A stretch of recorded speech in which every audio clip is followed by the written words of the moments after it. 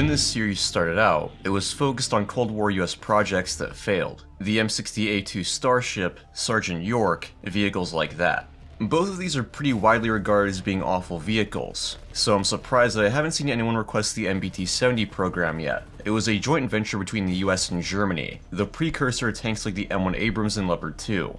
All things considered, the MBT-70 is pretty famous, probably thanks to its addition to War Thunder, but I find that people rarely talk about the history behind it. If they do talk about the program or why it failed, they tend to focus on factors besides the vehicle's technical failings. Technology is the primary aspect I'm interested in, and the MBT-70 is especially interesting in that regard, so I figured we could take a crack at it. Development started in 1963, when the US and Germany made an agreement to create a joint main battle tank. The idea was that by having a joint program, they could make logistics a bit easier to manage. It's sort of like when NATO made 5.56 the standard rifle caliber. It was also hoped that with this cooperation, they could leverage the best technology available.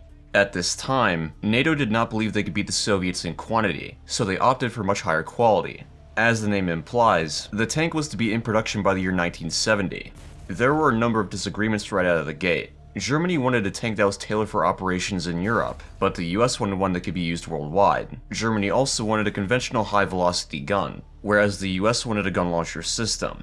Gun-launched missiles extended tanks' engagement range by quite a lot, so they wanted to take advantage of that. With so many years of hindsight, we now know that the American gun launcher system was absolutely abysmal, but it seemed to be very promising at the time. Another system, called Delta Lash, was briefly considered. This would have taken the 120mm Delta gun, previously trialed in the T-95 medium tank, and given it a laser-guided missile. It obviously wasn't chosen. There were some things the two nations could agree on though. They both wanted the tank to have a high degree of ballistic and NBC protection. They also wanted it to have a secondary weapon, one that would engage airborne targets. A lot of different design configurations were considered, ranging from casemates to turrets stabilized in 3 axes. In any case, the crew would all be in the same compartment. This would make full NBC protection much easier to accomplish. The US insisted that all crew members be in the turret, so that was the arrangement chosen. They also got their way with the main gun. The vehicle would have a crew of 3, a driver, a commander, and a gunner. If necessary, the commander could either drive or shoot. To keep the driver facing forward, he was given a counter-rotating capsule. The main gun was automatically loaded, with the mechanism placed in the turret bustle.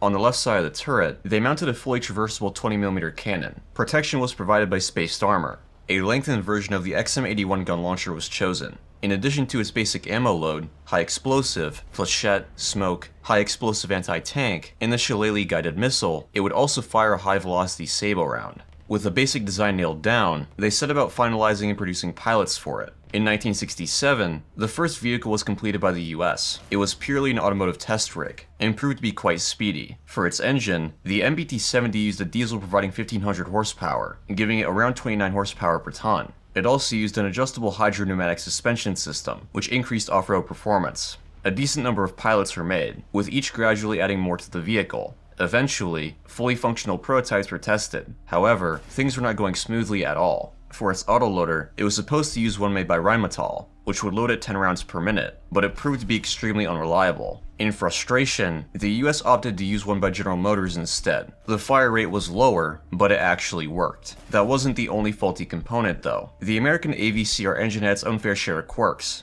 as did the American-made turret drive. The fire control system was finicky at best, and the driver's capsule gave him motion sickness. As discussed in the Sheridan video, the shillelagh missile was just outright bad, being both unreliable and very expensive. For the gun itself, its combustible cartridge casings broke open often. Though the suspension was quite good, it was also difficult to repair and maintain. To top it all off, production vehicles were going to be way too expensive. With the program both over budget and behind schedule, it was eventually terminated.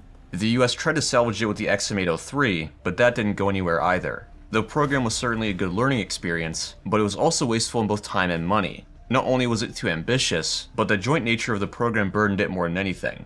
As always, I hope you guys enjoyed the video, and I'll see you on the next one.